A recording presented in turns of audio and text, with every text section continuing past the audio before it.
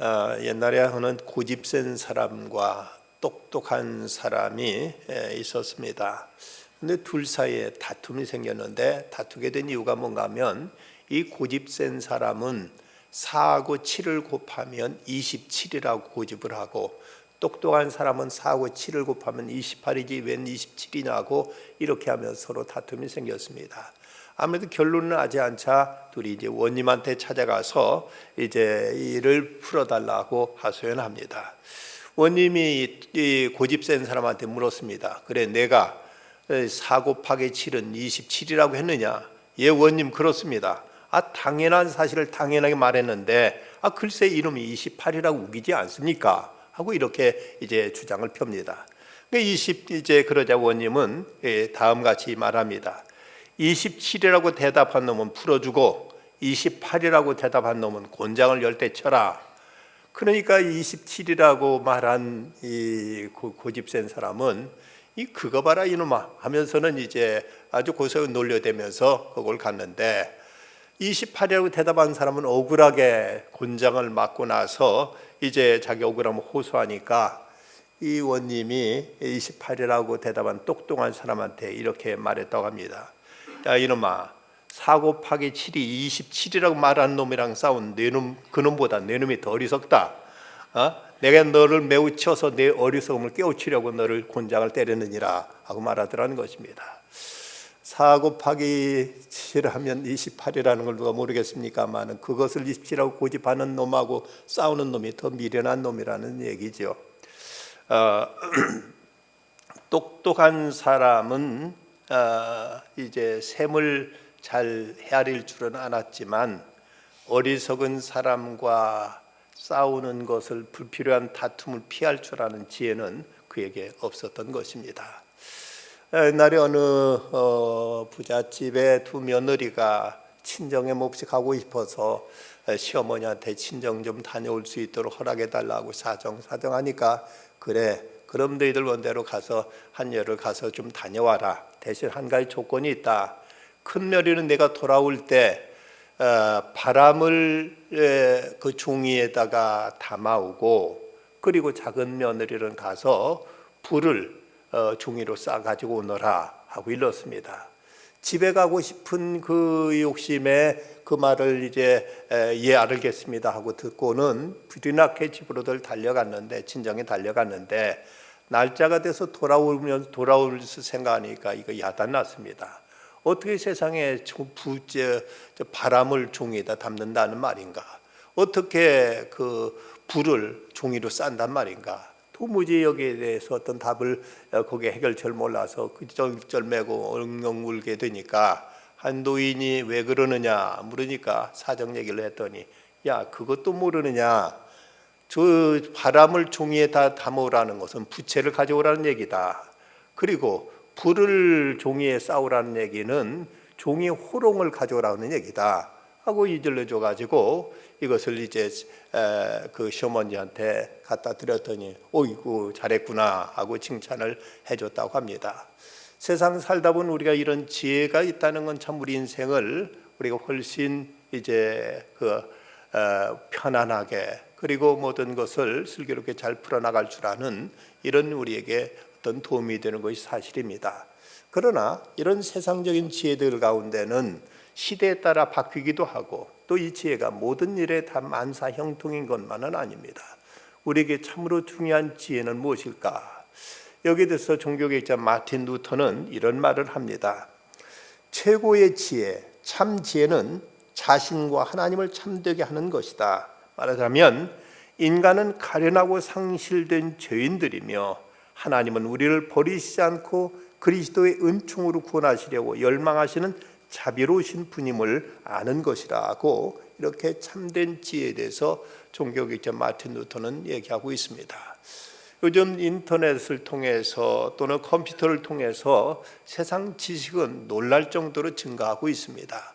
하지만 그렇다고 사람들이 참으로 지혜롭게 살아가느냐 하면 그러지 못한 것들을 우리가 많이 발견하게 되는 것이지요. 지식은 점점 증가하고 있지만 사람들이 망할 짓을 골라서 하고 짐승 같은 짓을 이제 찾아서 하고 그러면서 어떤 여기서 행복을 찾으려고 하지만 그러고 나서 과연 그 결과에 있어서 행복이 보장될 수 있겠는가? 결코 그러지 못한다는 것. 인간이 바른 정도를 떠나서 결코 그 삶이 편할 수 없다는 것을 우리는 알아야만 될 것입니다.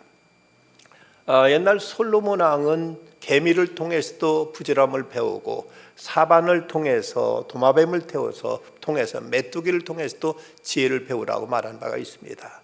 그럼 예수님께서도 이제 뱀을 통해서도 지혜를 배우고 비둘기를 통해서도 그 순결함을 배우라고 예수님께서도 말씀하신 것을 보게 됩니다.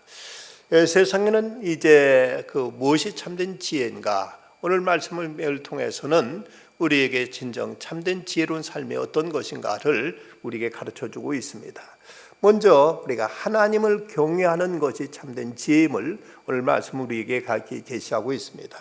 말씀 15절부터 있는 말씀, 내 허무한 날을 사는 동안 내가 그 모든 일을 살펴보았더니 자기 의로움에도 불구하고 멸망하는 의인이 있고 자기 악행에도 불구하고 장수하는 악인이 있으니 지나치게 의인 되지도 말며 지나치게 지혜자가 되지도 말라. 어찌하여 스스로 패망하게 하겠느냐?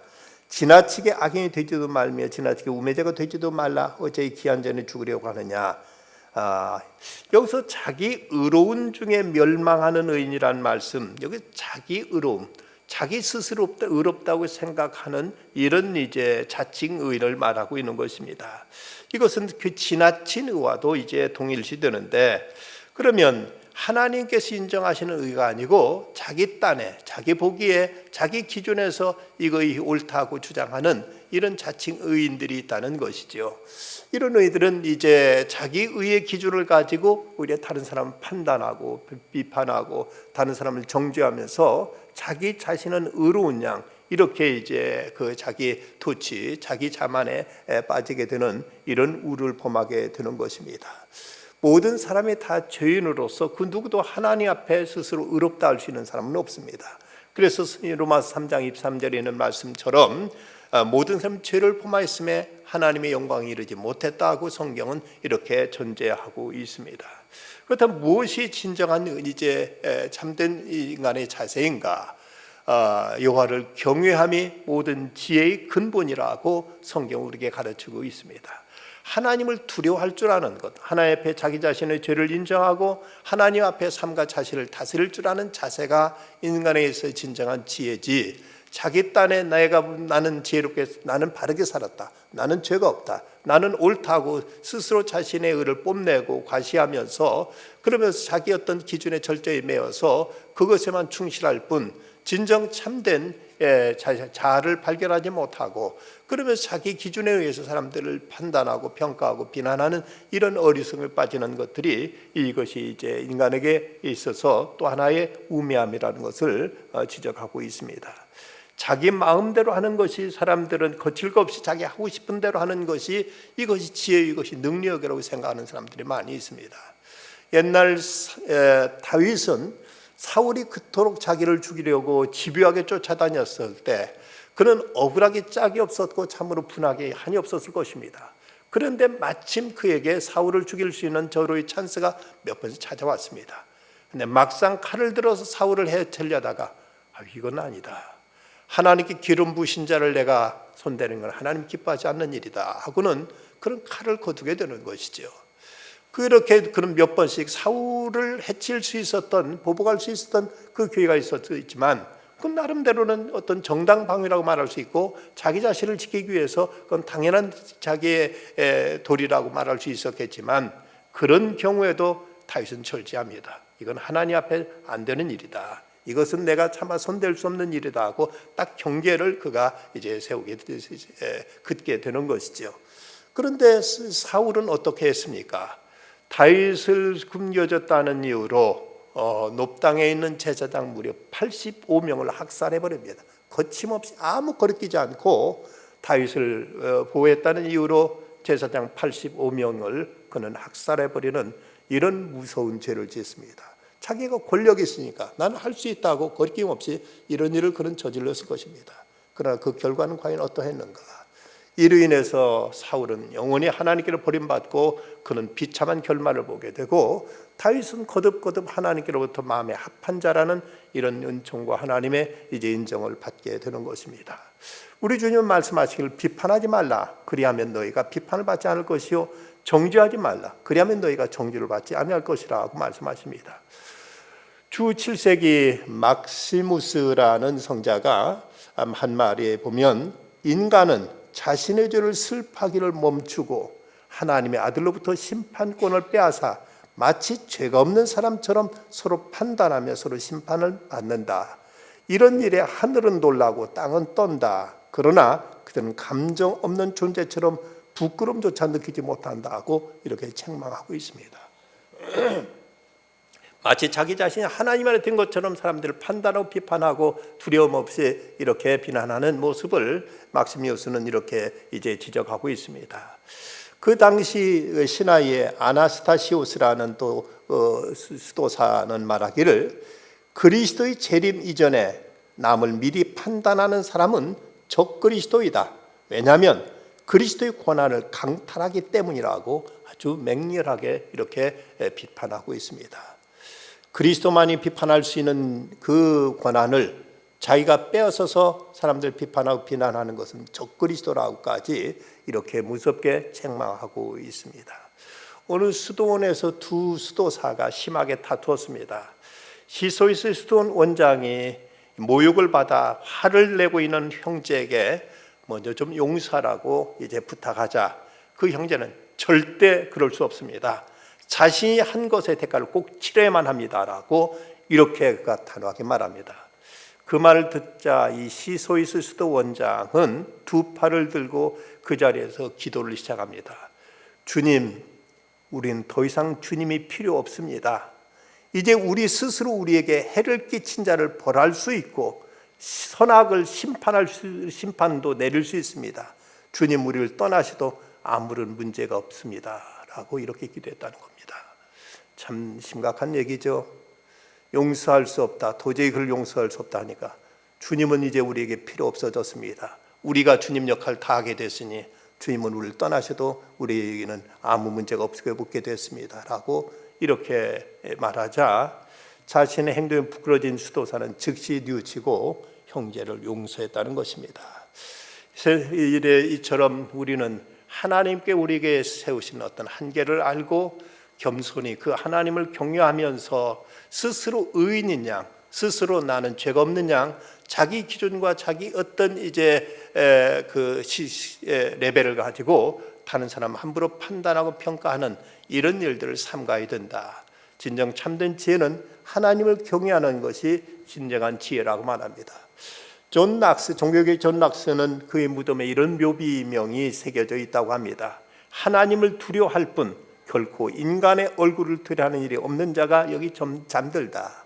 참으로 하나님을 얼마나 경외했던지 사람에 대한 좀치도 두려움 없었다고 말하고 있고, 평생 종교개혁자 깔뱅을 연구했던 어떤 분은 말하기를, 깔뱅은 하나님을 어찌나 두려워했던지 다른 어떤 것도 두려워하지 않았다. 진정 우리가 하나님을 제대로 경외할 줄 안다면 세상 것에 대해서는 우리는 자유로울 수 있고 담대할 수 있고 평안할 수 있을 것입니다. 하나님을 경외하는 것이 진정한 지혜라고 가르치고 있습니다. 두 번째는 예수 그리스도를 아는 것이 지혜입니다. 오늘 말씀 19절 20절, 지혜가 지혜자를 성읍 가운데 있는 10명의 권력자들보다 더 능력 있게 하느니라. 선을 행하고 전혀 죄를 범하지 아니하는 의인은 세상에 없기 때문이라고 말씀합니다. 여기서 지혜가 10명의 권력자보다 더 능력 있는 것인 만큼 오직 그것으로만 지나치게 의인이 되려는 유혹을 면할 수 있다고 말하고 있는데, 그러면서 선을 행하고 전혀 죄를 범하지 아니하는 의인은 세상에 없다고 말씀합니다. 누구나 세상에서 하나님 앞에 죄일 뿐 인간으로서는 아무도 의인이 없습니다. 그런데 사람들은 자기가 대단한 자는 것 해놓고 자기가 의인인 양 이렇게 자신을 지켜세우고 자기 자신의 의에 도취되어 살아가는 사람들이 많이 있습니다. 우리가 진정 의롭다함을 얻을 수 있는 길은 어떤 길이냐? 성경은 말씀하기를, 그리고 율법의 행위로 그 앞에 의롭다함 하시면 얻을 육체가 없나니 율법으로는 죄를 깨달음이니라 하고 이렇게 말씀합니다. 우리가 의롭다움을 얻을 수 있는 길은 오직 곧 예수 그리스도를 믿음으로 말미암아 모든 믿는 자에게 미치는 하나님의 은이 차별이 없느니라 하고 로마서 3장 22절은 이렇게 말씀하십니다. 우리가 의롭다움을 얻을 수 있는 것은 모든 사람이 죄를 범하였으면 하나님의 영광에 이르지 못했기에 인간 스스로 어떤 방법으로 우리가 의를 이룰 수 없지만 예수 그리스도를 우리가 알고 그분을 나의 주 나의 하나님으로 영접할 때 그리스도를 통해서만 우리는 진정 하나님 앞에 의롭다움을 얻을 수 있다는 사실을 우리는 이 간접적으로 이 말씀을 통해서 우리는 이제 그 확인을 받게 됩니다. 무엇이 참된 지혜인가? 바로 예수 그리스도를 아는 것이 진정한 지혜입니다. 이것은 우리 행위나 우리 노력으로나 인간의 어떤 지식으로 알 수 있는 것이 아니라 하나님의 계시를 통해서 그리스도를 나의 주 나의 하나님 모셔드리게 될 때 우리가 그리스도를 통해서 우리 내 자신이 죄인이라는 사실을 발견하고 그래서 우리는 하나님 앞에 죄를 회개하게 되고 그럴 때 이제 하나님께서 우리에게 사죄의 은총을 내려주시게 되는 것입니다. 우리가 추구하는 지혜로는 인간이 하나님을 알지 못할 뿐만 아니라 구원에 이를 수도 없습니다. 오직 그리스도를 믿음으로만 우리가 진정한 하나님께로부터 의롭다움을 얻을 수 있는 이 구원의 길을, 구원의 지혜를 우리가 배울 수 있게 되는 것입니다. 예수 그리스도는 하나님의 지혜요 하나님의 능력이 되셨습니다. 예수 그리스도의 십자가의 말로 하나님의 절묘한 그야말로 신의 한 수라고 말할 수 있는 하나님의 탁월한 지혜라고 말할 수 있습니다. 하나님의 그 대표적인 두 속성은 의로우신 분이고 하나님은 또 사랑의 하나님이십니다. 그런데 이 의로움과 사랑이 어떻게 조화를 이룰 수 있을까? 하나님의 의로우심에 의하면 죄를 지은 인간들은 반드시 심판을 내려야만 그 정의가 서게 됩니다. 그래서 하나님은 당신의 의를 세우시기 위해서는 죄를 지은 모든 인간을 심판하실 수밖에 없는데 그렇게 되면 하나님의 또 다른 속성인 이 사랑이 이제 무너지게 됩니다. 하나님께서 당신의 의를 가지고 모든 죄인들을 다 그 죄에 따라 심판하게 되면은 세상에 살아남을 자가 누가 있겠고 그 하나님의 의로우심 앞에 얼굴을 들 수 있는 사람이 누가 있겠습니까? 모든 사람이 다 하나님의 진노 앞에 설 수밖에 없게 되는 것이죠. 그런데 하나님의 사랑은 이 모든 죄인들을 다 사랑하시고 구원하시길 바라시는 것이 바로 하나님의 사랑이십니다. 그런데 이것이 서로 충돌이 되는 것이죠. 서로 상충되기 때문에 이제 의를 내세우면은 사랑이 죽고 사랑을 내세우면은 의가 이제 무너지게 되는 이런 딜레마에 빠지게 됩니다. 그런데 바로 이것을 어떻게 하나님께서 이루셨는가 하면 예수 그리스도의 십자가를 통해서 하나님은 당신의 의도 성취하시고 사랑도 이루셨습니다. 하나님께 인간의 죄에 대해서 그 무서운 심판을 내리신 것, 그것이 바로 예수 그리스도의 십자가인 것이죠. 예수님이 십자가에 달리셨을 때 나의 하나님 나의 하나님 어찌하여 나를 버리십니까 하고 절규하신 그때도 하나님 눈을 찔끔 감으시고 하나님 외면하셨습니다. 그 인간의 죄에 대해서 하나님은 철저히 하나님은 심판하셨던 것이죠. 그 하나님 그 예수 그리스도의 십자가의 말로 인간의 모든 이 땅의 죄에 대한 하나님 가장 무서운 진노가 바로 그 십자가 앞에 쏟아졌습니다. 그런데 이를 통해서 하나님은 바로 예수 그리스도의 그 십자가를 통해서 우리 인간의 죄를 대속하시고 우리를 구원하시는 그 사랑을 또한 성취하신 것입니다. 그래서 이 십자가가 아니고는 바로 이제 하나님의 공의로우심과 하나님의 그 사랑이 도저히 조화를 이룰 수 없는데 바로 그 십자가를 통해서 하나님의 의로우심, 공의로우심도 그대로 이제 이 땅에 나타나게 되었고 그리고 하나님의 한없는 사랑도 우리에게 이것이 이제 조화를 이루면서 이루어질 수 있게 된 것이죠. 옛날 그리스의 힐루카 왕이라는 왕이 통치하던 때 그 소년들이 그 당시 미성년자들이 아주 음행이 성했다고 합니다. 나라에서 이제 이것이 사회적인 큰 문제가 될 정도로 그 아직 소년들이 이런 음행에 빠지게 되니까 어떤 나라의 법과 기강을 세워야 되겠다 생각해서 앞으로 이제 이런 이제 못된 짓을 하다가 발각되면 두 눈을 뽑아버리겠다는 이런 법을 공포했습니다. 그런데 그 법을 공포하고 나자 제일 먼저 걸려든 것이 왕의 하나밖에 없는 왕자가 그만 이 못된 짓을 하다가 잘못을 저지르고 그만 거기 걸려들게 됩니다. 이 재판관이 참 난감했습니다. 장차 왕의 뒤를 이어서 이 나라를 통치할 왕자인데 이제 두 눈을 뽑을 수도 없고 안 뽑자니 이제 법을 이제 공포해 놓고 법이 이제 이것이 제대로 국민들에게 어떤 기강이 잡힐지 않을 것 같고, 어쩐지 뭐 어쩔 수도 뭐 이러지도 저러지도 못하고 난감해하는 그때 이 힐루카 왕이 재판관에서 눈을 뽑아라 하고 이 명령해서 어쩔 수 없이 왕자의 한 눈을 뽑았습니다. 그리고 다른 눈을 이제 한쪽 눈마저 뽑으려고 하자 내 눈을 뽑아라 하고는 임금이 당신 자기의 눈을 뽑게 해서 두 눈을 어쨌든 두 눈을 뽑게 해서 그 법은 법대로 세우고, 그러면서 아들에 대한 그 아버지로서의 사랑을 이렇게 이제 나타냈다는 것이죠. 어쩌면 하나님께서 예수 그리스도를 십자가에 못 박은 사건이 당신 가슴을 못 박은 것이고, 하나님께서 당신을 십자가에 못 박는 이 아픔을 통해서 주님은 이 땅에 의를 세우시고, 그러면서 하나님은 이 땅에 또 구원의 역사를 이 땅에 펼치신 것입니다. 이처럼 예수 그리스도의 십자가, 바로 이 십자가가 우리에게 원래는 이것이 사형 도구였지만, 그러나 이 십자가가 하나님의 사랑을 계시하는 최고의 사랑의 상징으로 나타나게 된 것입니다.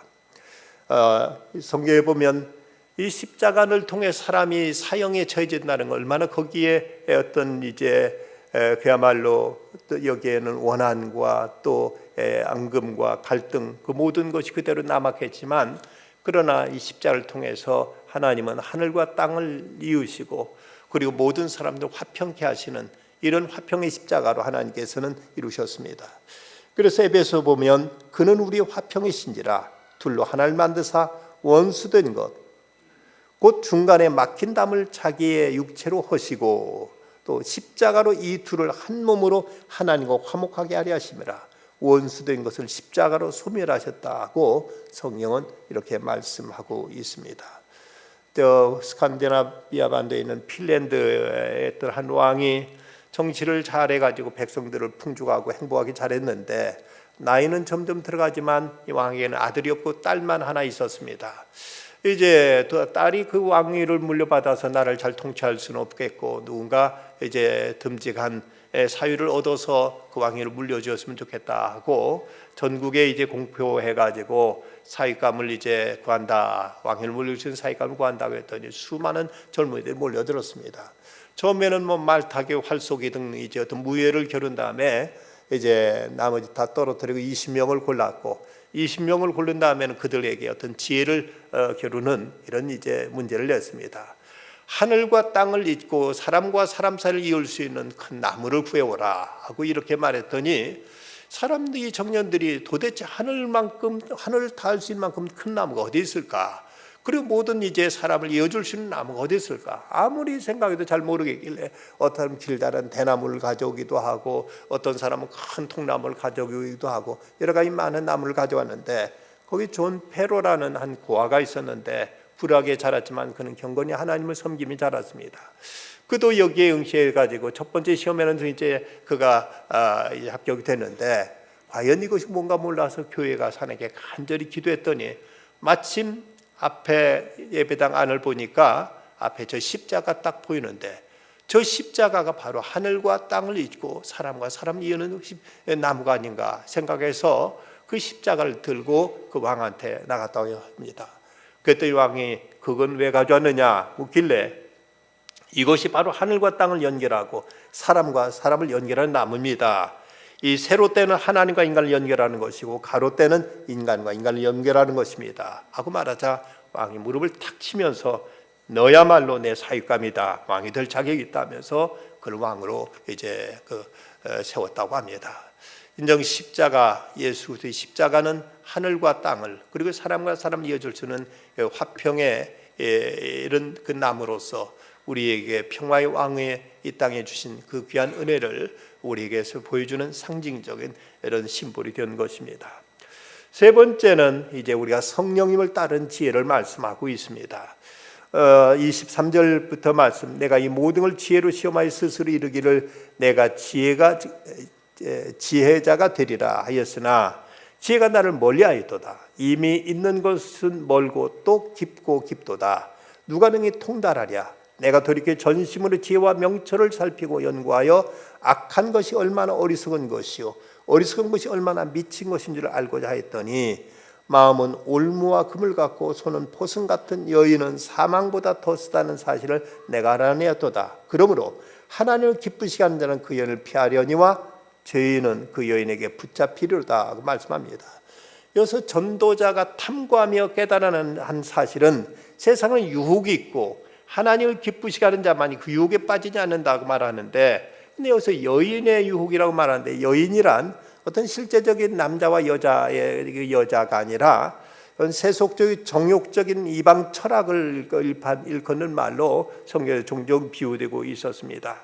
인간을 미혹시키는 음료로 비유하고 있는 이제 그것으로 이런 하나님을 경외하는 그 하나님에 대한 하나님의 그 말씀이 아니라 이것은 이제 세상 사람들 유혹하고 쾌락으로 빠뜨리는 이런 그 이제 이방 철학 또는 세상에 이런 이제 쾌락주의에 빠지는 이런 이제 그 가르침을 여기서 여자라는 말로 이렇게 표현하고 있습니다. 이 야고보서에 보면 땅의 지혜와 하늘의 지혜에 대해서 이렇게 말씀하고 있는데, 그러나 너희 마음속에 독한 시기와 다툼이 있으면 자랑하지 말라. 진리를 거슬러 거짓 말하지 말라. 이러한 지혜는 위로부터 내려온 것이 아니요 땅 위의 것이요 정욕의 것이요 귀신의 것이니 시기와 다툼이 있는 곳에는 혼란과 모든 악한 일이 있습니다. 오직 위로부터 난 지혜는 첫째 성결하고 다음에 화평하고 관용하며 양순하며 긍휼과 선한 열매를 가득하고 편견과 거짓이 없나니 화평하게 하는 자들은 화평으로 심어 의의 열매를 거두느니라고 말씀하고 있습니다.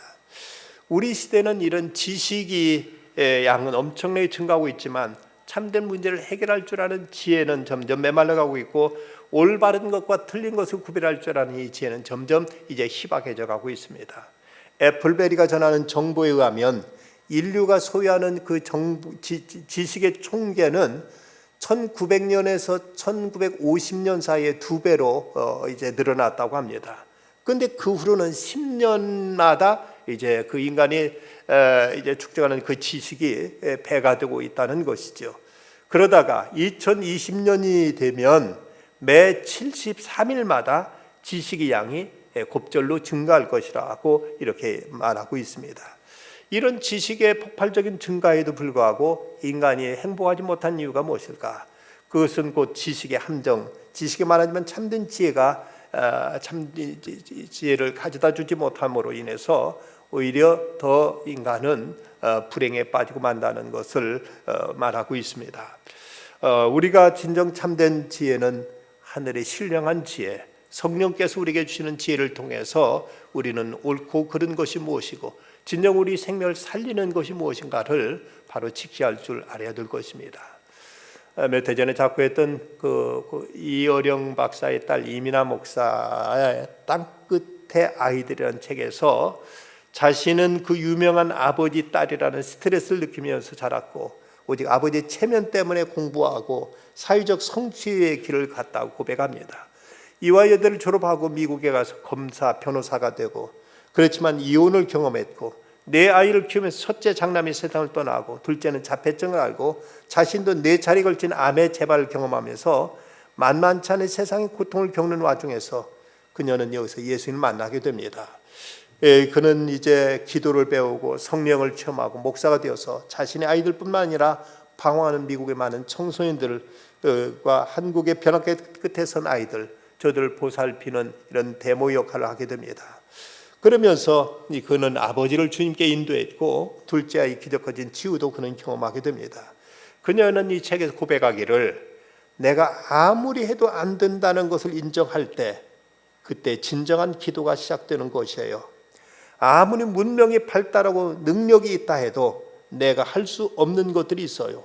할 수 없는 것들 안에서 하나님만이 할 수 있는 것들 안에서 우리는 내가 할 수 없는 것들을 하시는 하나님, 홍해를 가르치는 하나님, 기적의 하나님을 만납니다. 세상 지혜가 바닥난 곳에서 그는 하나님의 지혜와 능력을 경험하게 된 것입니다. 그러면 그녀는 고백하기를 저는 기도의 힘이 없이는 자신이 그리고 그가 돕는 아이들이 변화될 수 없다는 것을 믿는다. 아버지도 어머니도 기도의 힘을 믿게 되었다. 너무나 불가능한 상황까지 갔었을 때 모든 것이 순식간에 회복되는 것이 저희들이 함께 기도하기 시작할 때 이루어졌다. 그래서 주님 안에 있으면 열매를 맺는데 그 열매는 부인할 수 없는 것이다. 성령의 열매는 회복이다. 성령의 열매는 사랑이다. 성령의 열매는 희락이라고, 성령의 열매는 평강이라고 그는 이렇게 고백하고 있습니다. 자기가 인간적으로 그 숱한 노력과 많은 각고의 그는 이제 그의 연단 속에서 그가 모든 것이 이제 어떤 한계를 느끼면서 항상 말할 수 없는 마음의 그 고통과 마음의 이제 메마름 속에서 시달리던 그녀가 하나님의 은혜를 경험하고 성령의 은혜를 체험하고 나니까 거기서 비로소 참된 평안과 위로와 소망과 문제 해결이 거기서부터 비롯되더라고 그녀는 이렇게 고백하고 있습니다.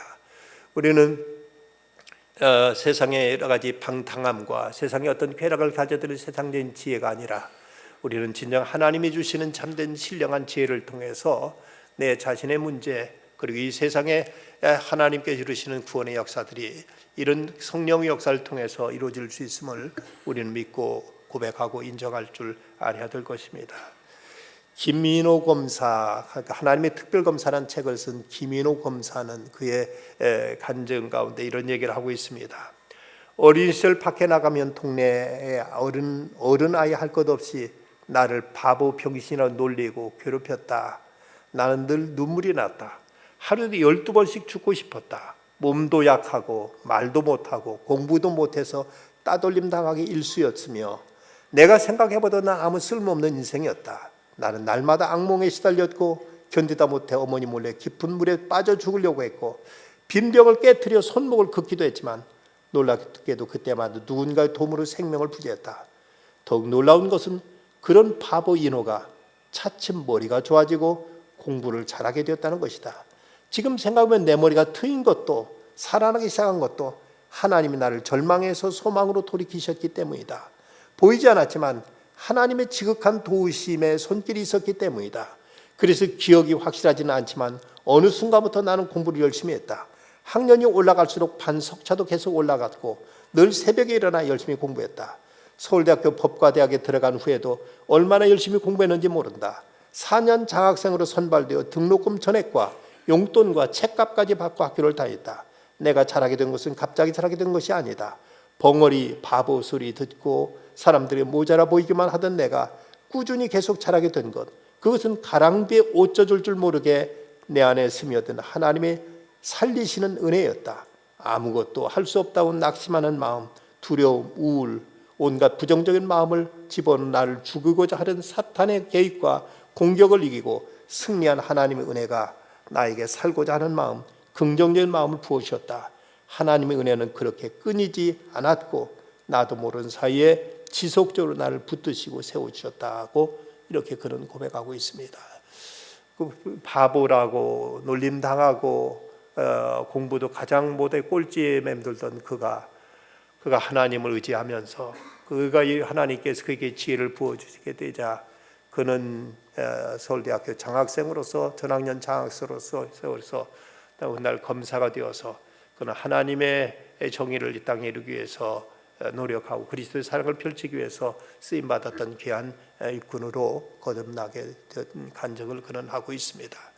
우리는 세상적인 지혜, 지식도 물론 필요합니다. 그러나 그건 자칫 자기 교만에 빠질 수 있게 되고 그러면서 자칫 하나님 없이도 살 수 있다는 이런 그 자만에 우리를 몰아갈 수 있고 아니면 우리가 내가 뭔가 그 대단치 않은 어떤 의를 행했다고 이걸 가지고 다른 사람을 판단하고 정죄하면서 점점 우리들의 삶을 메마르게 사람들의 관계를 불편하게 모든 것을 더 각박하게 만들어버릴 이런 위험들이 얼마나 많은지 모릅니다. 그러기에 우리는 하나님 앞에 나는 죄인입니다 하고 고백하고 그리스도의 의를 덧입고져 주님을 의지하고 주님 앞에 내 모든 죄를 고백할 때 그럴 때 성령께 우리에게 찾아오셔서 우리에게 하늘의 위로로서 우리에게 평안을 주시고 그러면서 이웃과의 관계도 이제 서로 정죄하고 서로 비판하는 관계가 아니라 서로 세워주고 서로 끌어안고 서로를 격려하고 서로에게 위로와 소망을 줄 수 있는 이런 아름다운 관계를 만들 뿐만 아니라 이런 가운데 하나님께 우리에게 새로운 소망을 주시고 새로운 하나님께 우리에게 가능성과 능력을 주셔서 우리가 하나님의 은총 안에서 진정 어떻게 살아가는 이 땅에서 복된 삶인가, 어떻게 살아가는 이 땅에서 참된 승리의 삶인가를 하나님은 우리에게 새롭게 깨우쳐 주시는 것입니다. 이 전도서를 통해서 인간의 한계, 해 아래에서의 모든 하는 것들의 그 허무함과 헛됨과 이제 그 어떤 한계를 거듭 지적하면서, 그러나 역으로 해 아래서 모든 것이 헛되고 헛됨이 헛되지만 그러나 저 해 위에 저 높은 곳에 계신 하나님의 은총 안에서는 우리 모든 것이 새로워질 수 있음을, 모든 것이 이제 더 극대화될 수 있음을 거듭 성령은 우리에게 강조하고 있습니다.